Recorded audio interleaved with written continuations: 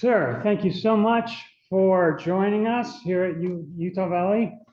Let me turn this around. We got a group here. You want to tell them how much you like the film? Well, thanks everybody. Huh? Thanks. So, yep, we just finished Her Smell, and we have been diving deep. I've been enjoying watching and rewatching some of your films this past week or so, prep for this, as have many of the students here. And I'm going to ask some questions, and then we're going to turn it over to them, and they're just going to kind of line up here and introduce themselves to you. And I know it's really late there, so so hopefully we don't kill you. Yeah. Apologies if I'm extremely low energy. That's all right. We understand. Part of the trick of our time zones. So I'm gonna, if you guys want to ask questions, go ahead and start lining up here so that we're not killing a lot of time in the wait. I just want to, can you talk about, like, so many of your films, all of your films feel very different and they all feel very similar, and you kind of structure them differently. And can you tell me, like, specifically with like Her Smell, and also in comparison to some of the others, where these ideas come from and how you formulate them and what the genesis of them are? Well, I guess with these movies from from that run that I guess you were looking at, these ones really just started with a character. I mean, it's very simple writing first kind of advice, but at the time that I was making most of these earlier, these movies that I made kind of between 2010 and 2018, they all just started with a character or a character in a scenario or an actor that I pictured as a character, an actor that I knew or could, suggest a movie to already. So they all just started with, what if this person did this? What if this performer played a role like this? I've never seen them do that. Or what if there was a character who was in this kind of a scenario? Or how could I find a world, in the case of Her Smell, if I wanted to do something set in the 90s with a kind of look back at a culture that I grew up in and loved, what is a character who lives in that world that supports the dramatic structure of a script? And in that case, there's an actress that I've now been working with, and she could be wonderful in a role like this. And, they all started very small. It was never like a grand, like, I have an idea, like this huge, very clearly structured movie with, it's like, it's always just a small idea. And then it becomes bigger and bigger and bigger. And then someday after it's big enough, I would write it. Amazing. So it builds as even before you start writing into it. So yeah, I mean, I always kind of succeeded at having an idea for a very long time, months, years, that just kind of was there without ever committing to it. And then I would just slowly think like, oh, now this movie I've seen has given me one more coat of paint on this idea, or this article that I read, or this CD that I listened to, or this play that I saw. That's something that fits into this, you're filling up like a jar, right? Like you're filling up like a change jar with ideas. And when it gets to be filled, you take it and turn it into money, or paper script in this case. right. Okay, I've got a line of these students here, but I have one specific question about a really specific moment in Listen Up, Philip. So in Listen Up, Philip, you have this narration, this sort of novelist narration. And we always hear, oh, movies aren't novels. You shouldn't have all this like interior voice and stuff like that. And you kind of lean into that. So much so that at the end, the big climactic scene, you actually have between Elizabeth Moss and Justin Schwartzman, you have your narrator step in and kind of explain what they're even talking about over their dialogue. And I was just so fascinated and excited by that choice. And I just had to ask, was that, because it felt like it could have been something that happened in post, like a decision that happened in post, or it also felt like something that you could have just structured the whole film around with that being your intention. So I was just curious about that very. Yeah, it was actually the opposite. It was more that the script had the narration for that scene, but didn't have what they were saying, Hmm. which as a script didn't matter. And then when we were there shooting it, I realized like, oh, we need 2 minutes of dialogue written that we're never really going to hear, but we're looking at them. So the performance is just as important if you can hear it or not. What they're saying, I thought didn't matter. It turns out it matters as much as if we could hear it. And yeah, I mean, I just when I was writing that movie, I was just so in awe of a certain kind of like late 20th century novel literature. And it's in a book, it's not called narration, it's just called the writing, Right. right? Like everything in a book that's not dialogue, Right. it's not called it's not the narrator. That's just the book. It's just called the book. And I guess I just, it felt like an opportunity to squeeze more writing into a movie and more words. But, it wasn't like, it's not like this movie is Philip's inner monologue, Right. right? That's what they tell you not to do. Yeah. Then you're just privy to what the guy is thinking. And I think a lot of that movie, even with the narration, people have always looked at it and been like, what is this guy's problem? And that's even in a movie where you have an omniscient voice kind of giving insight that characters in the room don't have.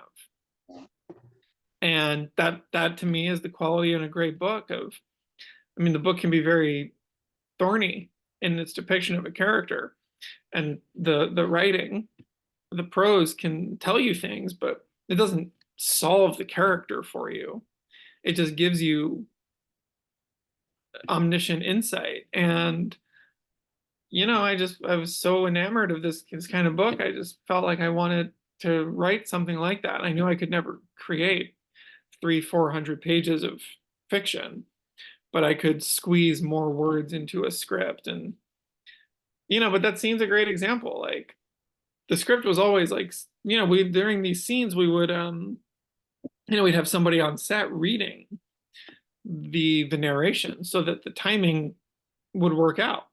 You say this, you say that, and then there's a line of narration. And so someone on set has to say that so that the pause is timed correctly.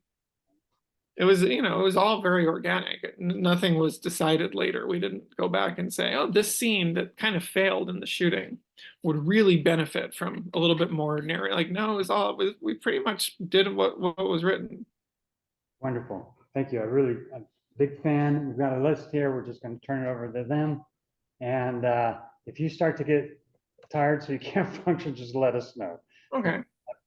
Come on down. Please say your name and like, I don't know, where you are in school or whatever. Something so nice. Whoa, I look really short. Hi, thanks, Dwayne. I'm Karina Pena, and I am a senior here, and I'm in the directing track, I'm in the directing track.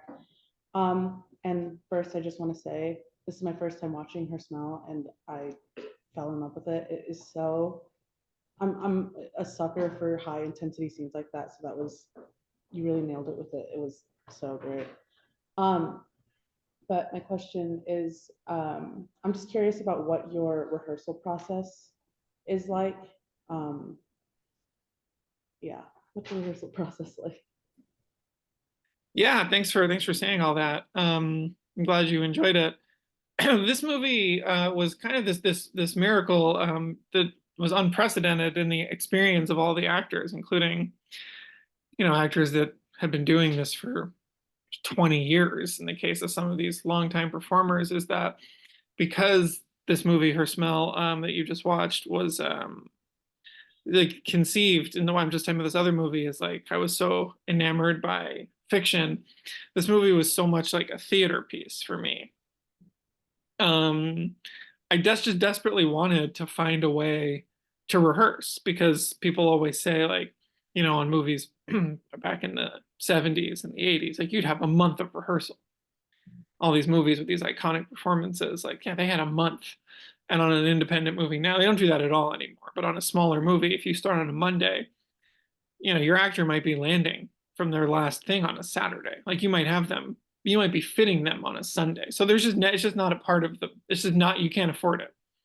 But I really wanted it. So the solution we came up with, because I also, wherever possible, I love to shoot in order. If not the entire movie, like at least find like a sort of emotional sequence that you can protect. So I always knew that within the 5 sequences of this movie, the goal was to shoot each sequence in order. We didn't shoot them in the order that they're in the movie, but each one's like 30 pages. We didn't say we're jumping from page 1 to page 17 to page 23 so that we can stay in this one room. We were saying like we're just going to do that each one of these 30-page scenes, we're doing page 1 to page 30. So the solution to this that I came up with was that like day 1 of the shoot was a Monday, right? We didn't film anything on Monday. We rehearsed for 12 hours or 10 hours or whatever. We didn't shoot a single frame. And this is incredibly risky on so you can't afford to have a week before the shoot of rehearsal. So my idea was we only have a 4-week shoot. It's only 22 days total anyway.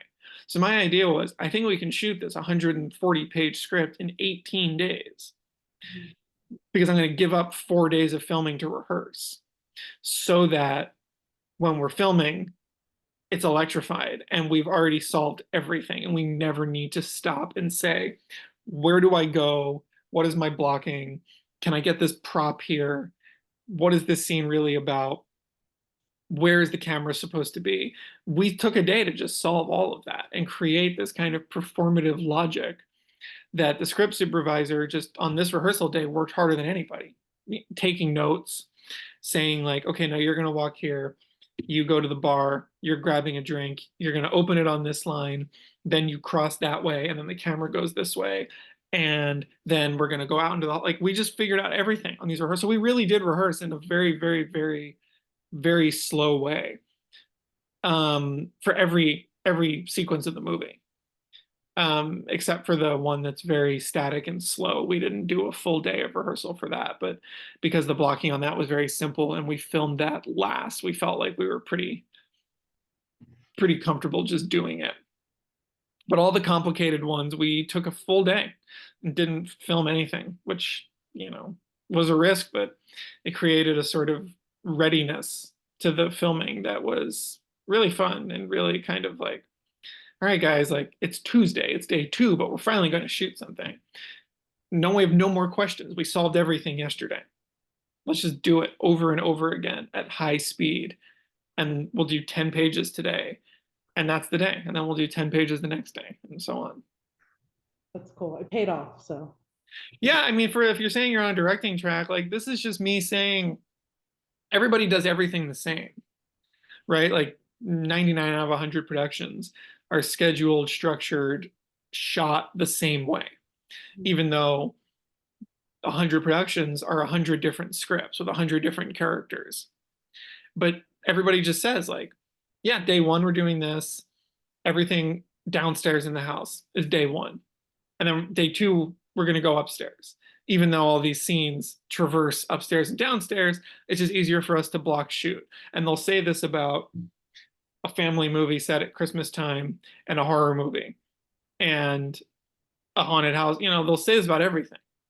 Even though the thing I always want to say is like, well, what is the emotional logic that we here in the production office can unlock on behalf of our movie that we have to hear a month before we have our actors, a month before we film, we are solving a problem here because we have to do something that is different because no one's ever made this script before. So no one knows how to do this. The normal thing you do in your last movie doesn't work because when you didn't shoot this script, you don't have these actors, you don't have these camera ideas. So to me, I just am always looking for like, what's the thing we can do here that suits this material uniquely? And that's a challenge that, you can do that if you're doing a short or a music video in one day. You can do it if you're shooting the script for a month. Like there's always something that you're like, what we could do that I think would be really helpful to the actors and to the crew, and then just do it. Cool. Thank you so much. Yeah.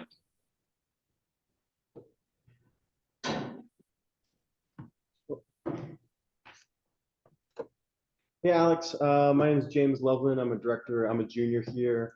My question for you is, I thought Elizabeth Moss's performance was brilliant. I thought it was really intense and captivating, and I loved her character arc throughout the story. What was it like working with her and bringing out that kind of performance?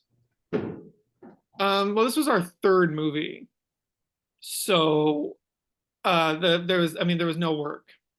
Like we had done the work on two other movies to understand the dynamic, and I learned enough by this one that the work is just give her the material, and answer every question over text for a year, answer every question on this rehearsal day, and then when we're filming, there's nothing more to do. Say nothing, get out of the way, offer nothing, and just trust the process.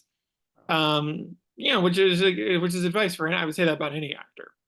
But the three movies we did sort of escalated in the challenges I was creating, because it went from a movie that was just written with no actors in mind that she said she would do. I couldn't believe it. To a movie that I wrote not for her, but then said, I think you would be great for this. To By Her Smell, it's like, all right, I have an idea for a character. It's going to be you. I'll write it someday. 6 months later, like, well, what if the character does something like this? 2 months later, like, okay, so the movie structure is going to be kind of like this. 6 months later, okay, here's a script. So like, it just became this process where the dialogue we had been having about who is this character, what is the truth of each scene, what is the emotional tempo of this performance. Like we've been talking about that for a year, like almost exactly. I sent her the script like in March of 2017. We started filming April 2018. So we had done the work. So by the day, every day, I was just like, I have nothing more to say. Just let her run wild. We'll do 4 takes of everything. We'll get 4 different performances in every take, and that'll be what we get. And there's no margin for error, because this is created exclusively for this one performer. Nothing she can do is wrong, because this is her character. Wow. Well, thank you. That was Yeah. great. Hello, my name is Nate. In the cinematography track here, but I was just curious about the structure and the writing of the film. You had mentioned earlier that it's kind of like a theater play, and you can clearly see the 5 different acts of the film. What made you want to go with 5 acts specifically instead of the more typical 3 or any other kind of structure? Well, in classical, drama, theater, Shakespeare plays, 5-act tragedy. That's the thing. That's the phrase. That's the structure of Hamlet. That's the structure of King Lear. That's just the structure of Merchant of Venice. Like, that's the structure of Othello. And I just thought, you really don't see a lot of movies like that. There are movies that I'm certain break it down for anybody. Boogie Nights is a 5-act movie. Clockwork Orange has 5 acts. Very clear, very, very clear when you watch them. You can say like, oh, wow. Yeah, that whole first sequence of the whole first night out of these guys in Clockwork Orange, that's act 1. That's 20 minutes. Then there's a whole sequence up until when he gets hit in the head with the bottle and goes to jail. That's a whole sequence. Then he's in jail. That's a whole sequence. Like, it's very clear when you think about that. And I just, much like anything, it's like, I just couldn't think of a movie that was really exactly like this. Could think of a lot of plays that were structurally like this, and a lot of adaptations of those plays that adhere to the script of the play, but obviously make movie concessions. And I just thought, if I can't think of a movie that's really exactly like this, I really would like to try to solve that on the writing side of this. Because why not? Like, we're talking about a format of theatrical writing that's existed for 500 years, 1,000 years, whatever, since drama has existed. How come nobody has literally tried to apply this structure into a script? And I was very impressed and inspired by the script for the movie Steve Jobs, the Aaron Sorkin script, which just has 3 roughly 40-minute long sequences that play out largely in real time. But then they have all these flashbacks and you're cutting away and gets a little tricky. And I just thought, I love this movie. I love this script. I didn't know you could do this. I didn't know you could do a script like this. Certainly not in a biopic. Certainly not in an adaptation of a biography. So this movie's great. It has 3 acts. What if I did one with 5? Yeah. Seems like that's the only place to go beyond 3. And yeah, I just had to do it. All right. Thank you. Yeah, thanks. Hey Alex, I'm Andrew. I'm a cinematography student here in my last semester. I would say that Sean Price Williams is my favorite, DP. So it's finally nice to see a film of his that he shot with you. I've just been like working through a lot of his other stuff. So I was just wondering, since you've, been working together for so long, I believe like every single film of yours has been shot by him, right? Minus like Yeah, that's right. yeah, so I was just curious, from a director's standpoint, like what makes your relationship with him, or what about him as a cinematographer, would you say, you know, has been the most valuable in your guys' work together? And like, why do you return to that relationship outside of stuff like, friendship or whatever? Yeah, I mean, it's the same thing I was saying with actor performance. Is like it's just easy to talk to. You just talk to someone. It's just easy to talk. It's easy to go to his house and watch movies and look at clips and say like, what about this? What about that? But ultimately, like, there's nothing I really value more in any form of collaboration than like I just ultimately I have nothing more to say and I just go away. And you're just going to do your thing. You'll have ideas I could never have. You'll execute ideas in a way that I don't really see that way because I'm not a performer. I'm not a cinematographer. And I like that. I mean, I look for that in everybody. Obviously, the lead actor and the cinematographer are probably the 2 most visible collaborators, to the appearance of a movie. But that's just an example of like, I came up just saying like, yeah, I don't know. I mean, here's my ideas, but we have no money and we have no time. So you tell me what's possible. And that has created this dynamic of, yeah, just like, look, I mean, here's what I'm thinking, but interpret this however you will. And surprise me. I mean, we started only making movies that were handheld and we had no monitor. So I couldn't see anything while we were shooting our first 2 movies, which created by necessity an extreme sense of trust.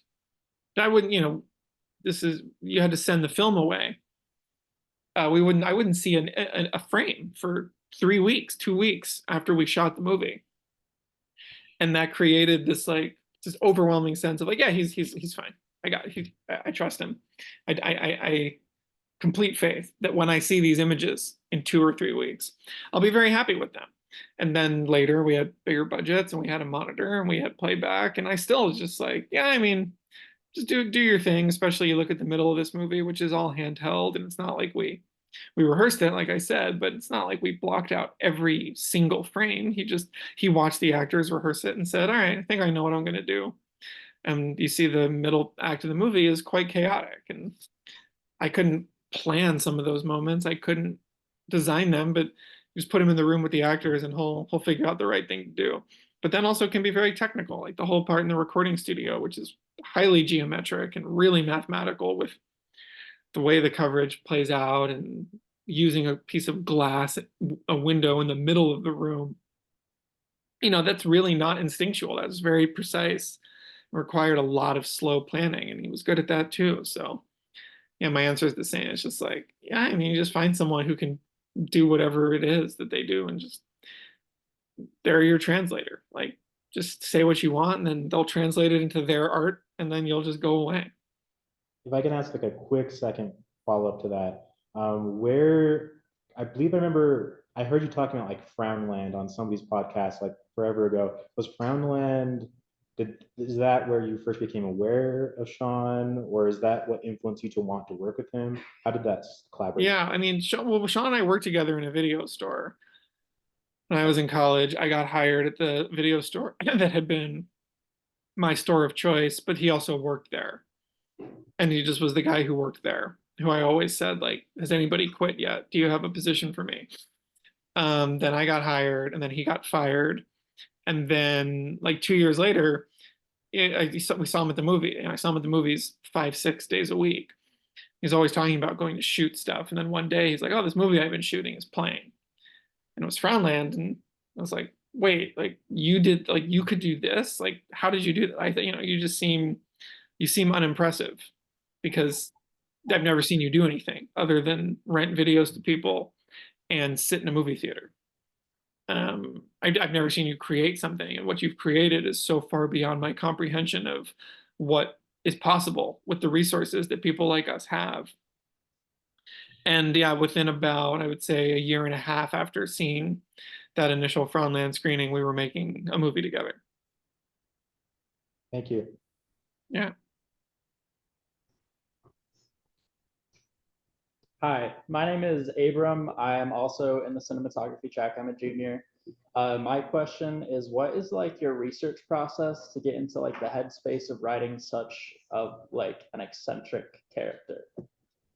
Almost none. I mean, there's no like research beyond just a lifetime of absorbing characters I find to be compelling. So that when the idea of a Becky character is in front of me, it's like, well, I don't need, like, what am I going to, like, I've been admiring eccentric musicians, rock stars, friends my whole life.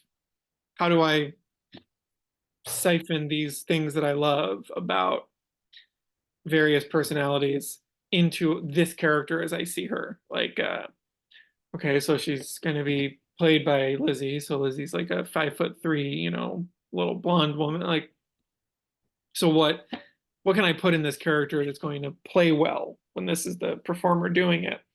Yeah, I mean, the research was, I didn't really research this movie. I mean, I researched this movie by just living it and growing up, like listening to bands like this. And there were certain things I wanted to like check and make sure, like, was this actually a viable sort of business practice for this company that this guy's running in the 90s and stuff like that. But, it's more just like the research is, it's like the earlier question, the research is just accidental. It's like, I've had this idea forever. I've had this character forever.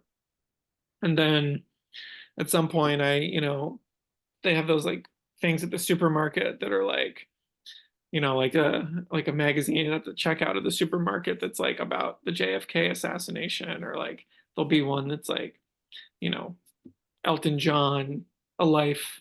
And they're just like these little, like, it's like a Time Life thing. And they had one, it's like a Rolling Stone supplement about Guns N' Roses, which are one of my favorite bands and always on my mind. And I read, it was every article that Rolling Stone had ever published about Guns N' Roses, from like the late 80s through like the 2010s. So it's like 15 articles. And I read them all and I was like, yeah, articles 3, 6, 9, 12, and 15 are the 5 acts of this movie. Like, this is the research is me just saying like, oh, every article Rolling Stone ever wrote about Guns N' Roses in one place. I want that. And then being like, oh, so this part where they're at this point in their career, and then this part where they can't really get their shit together in the recording studio, and then this part where Axel falls apart and gets arrested. Like, this is the structure. I've had this idea. I have this character. This is the structure I'm looking for. I know I'm going to do this 5-act tragedy, drama, theatrical structure. These 5 articles about Guns N' Roses are my 5 acts. Like, this has now fallen into place. And it's not like I went and said, I need to do some research on the arc of some band's careers. It was more just like, I'll figure this movie out someday. Oh, I think I'll read this in the meanwhile. And then I'm reading it and I'm thinking, well, there's my answer. That's awesome. Thank you for the answer. Yeah.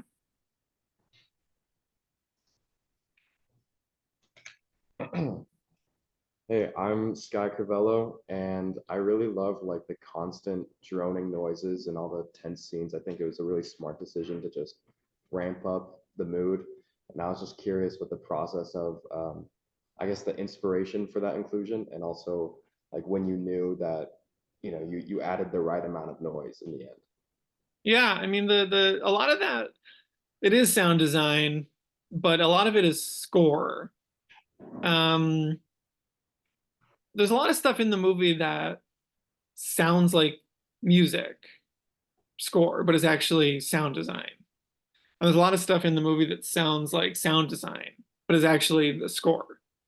Like if you listen to the score, it's on Spotify and like we put it out on vinyl. Like it's more tonal than it is melodic. But then there are some like blips of melody that sound like melody, but they're actually just weird noises in the sound design. It was just part of it. Like it just had, I don't know, like it was always the thing, but mostly because it felt narratively correct to serve that experience. But because I knew like you couldn't do that for 2 hours, but I knew that 45 or even like maybe close to 60 minutes of the movie, right? Because part 2 and part 4 are both like the longest parts. Those are like 30 minutes each almost, are basically dead silent. So that's almost an hour of the movie with no score. I mean, there's a tiny bit of score at the end of Act 4, but there's none really throughout the rest of it. And there's hardly any in Act 2. So I knew that you could do this in parts 1, 3, and 5 without it being, I mean, it is overwhelming. It's very, very, very overwhelming by design. But I know, you don't know this when you're watching the movie, but I know that in 20 minutes, in 10 minutes, in 5 minutes, it's going to be very quiet. And that's its own roller coaster of an experience, right? Like people always say, like, oh, the movie's like a roller coaster. And it's like, well, right, but we can literally, like, it literally can be that. Like, parts of it are going super fast downhill, and then parts of it are going very slowly up the hill. And then, like, the movie actually can move like that, not in its like emotional narrative, but like literally in its shape. And therefore, I felt emboldened to make it kind of like abrasively loud. I don't know. I thought people would like it. They really didn't. It was really not a positively received element of the movie. In any way, really. I mean, it's also just like, I mean, I just like, like I just like the overwhelming and kind of chaotic and kind of inscrutable sound design of like Christopher Nolan movies, and like Dunkirk specifically had come out around the time that we were making this. And like there's entire scenes in that movie where you can't hear anything. And I was like, yeah, this is great. Like this is what I want. And like we were like was watching the Oscars with my wife, and like Oppenheimer didn't win best sound, and she was like, that's weird. And I was like, no, it's not. Everyone hates the way he does sound. Like the way he does sound is almost universally despised, but I think it's incredible.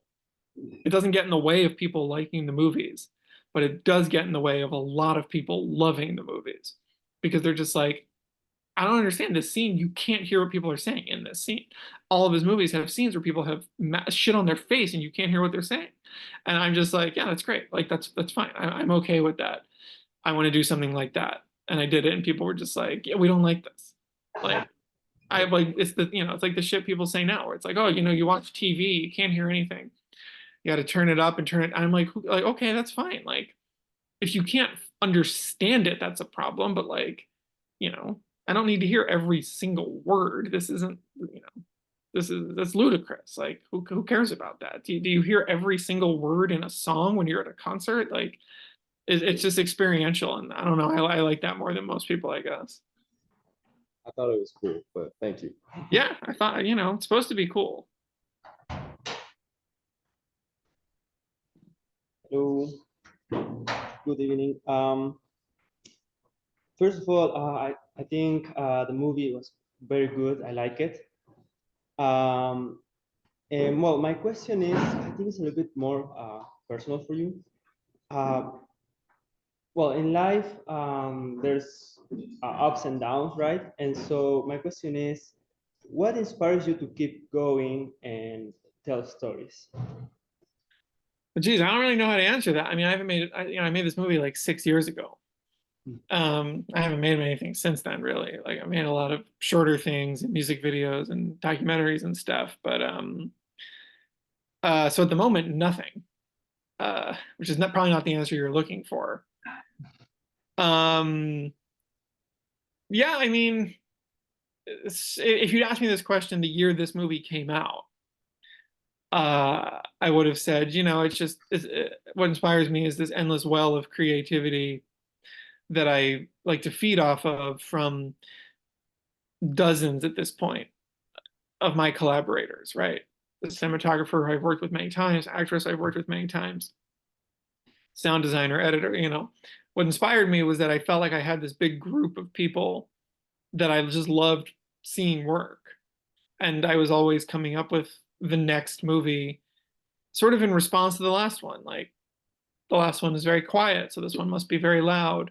The last movie, we had a lot of very static shots, so this time we're going to get a steady. It was just this idea of kind of always moving forward. But I felt like because this movie is very massive, right? Like, this is really like 5 aesthetics in one movie. I felt at the time, and I still do, like, well, I don't really have anything left I need to explore in this way. Like, in this movie, we got to make like the electric Steadicam Paul Verhoeven style movie.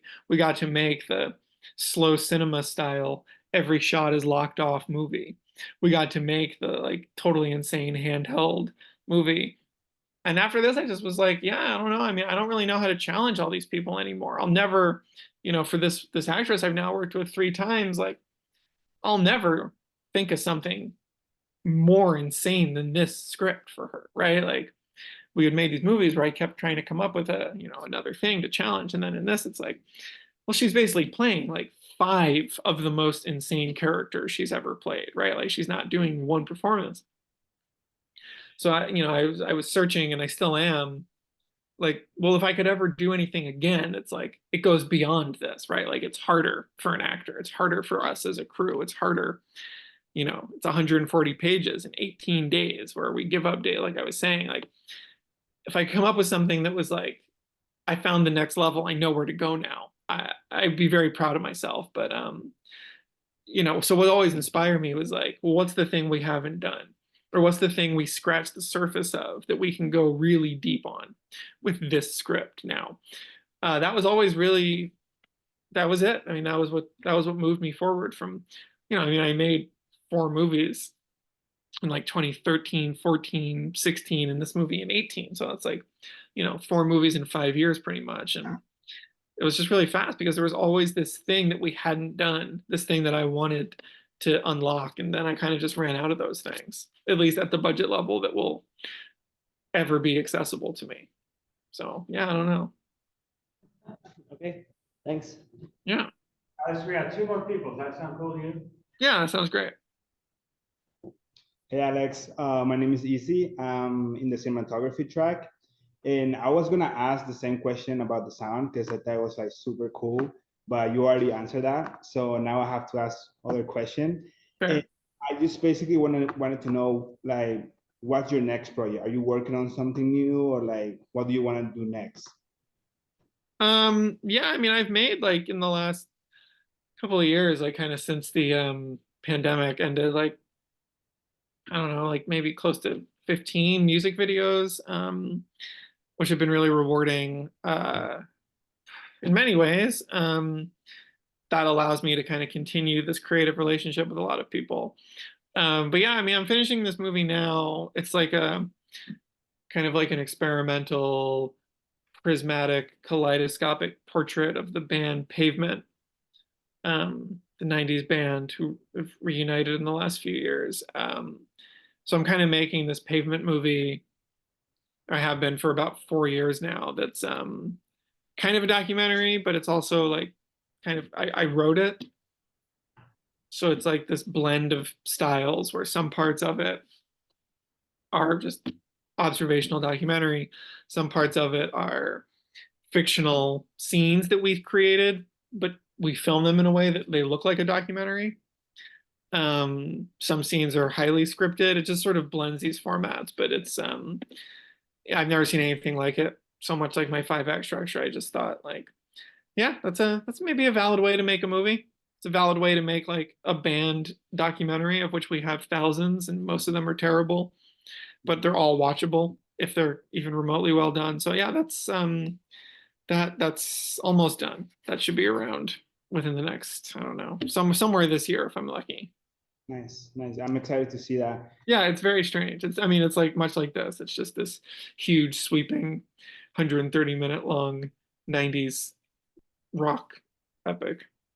Nice. And by the way, I love how you tell the story, like basically the beginning of their career to like the VHS footage, or like kind of the old footage. Mhm. I think that was like super, from the movie. So Yeah, thank you. That's everything. cool, thanks. Well, I shot a bunch of the Pavement movie on that same camera, so Oh, nice, nice. That was really good. Thank yeah. you. Hi, my name's Emily. I was just wondering, as the writer and director, how much do you find things shift or change in the process of from script to screen? Well, it depends. I mean, in this movie, zero. Like the writing of this is a challenge. Like this was a challenge to myself. This is like I made movies. This Pavement movie right now, obviously, it's kind of non-traditional, but like we're changing everything in the edit. We're cutting scenes that are 5 minutes down to 1 minute. We're moving a scene from 20 minutes into the movie to 2 hours into the like. And I wanted on this movie, on Her Smell, to just create this challenge to myself where that was never going to happen. The script and then the physical blocking of the way characters were going to move was such that I wanted to challenge myself in the year I spent writing it. Like, you can't change this. You can't move a scene from page 20 of Act 1 to page 5 of Act 1 because the linear nature of it will not allow that in the edit. You can't cut lines out of these scenes when you edit the movie because then a character is going to jump from this side of the room to that side of the room. So it was just this grand conceptual challenge of like, the blocking on this movie is going to be so complex that like the script has to be the script. Like we cannot change anything because then the whole conceit that all of these acts play out in real time will be ruined if you lose the time. So it was great. I mean, I was like, can I do this? Can this be done? I'm not saying like, and guys, I did it. It can be done, but it's like, I felt like I did it as well as I wanted to. It was very interesting to set that challenge and just be like, because a lot of the times, like we would find that out on our rehearsal day. Like we are standing in this one place for way too long. Like this needs to be moving, moving, moving. And there's 7 lines here when there needs to be 3. So now we're going to cut those today. So we don't even bother filming them tomorrow.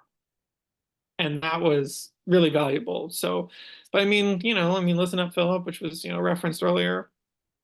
I mean, that movie's like 108 minutes. The first cut was 130 minutes. So like we cut almost 25 minutes out of the movie and restructured things. And, that happens. Like that's happened on everything else I've ever done except for this, because I just wanted to say like, I don't want to rely on that. I don't want to say like, well, we'll save it in editing. I wanted to say like, no, we'll have nothing to save because we're just going to shoot it where this shot moves this way and then the next shot is here. Like there's no coverage in this movie. Every shot is basically the only angle of the scene, or at least the only angle of that actor. It's not like her shot and her shot and her shot. You can cut back and forth. Like we're never cutting back and forth. And that was just like the conceit between like the page and the camera of like no coverage. Everything is a master shot. And it's the only shot we're getting because it's the only shot that we can get in all these cramped spaces. Awesome. Thank you. Yeah.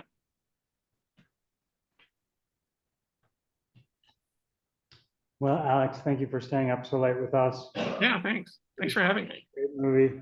And it's been a real pleasure diving deep and getting to know your work these past few weeks. And I've sent Brigham a thank you while we've been sitting here. Okay, good. And thanks so much. Have a great Yeah, night. I appreciate you having me. It's been a while since we started talking. Sorry it's so late and I'm kind of, going on hour 18 here. I'm sure my kid will get me up at 6 o'clock tomorrow as she does. So We really apologies if I'm a little out of it. You've been great. We really appreciate it. It's been great insight. It's been great insight. Thank you so Cool. much. Yeah. Thanks, everybody. Hey, good night. Have a great night.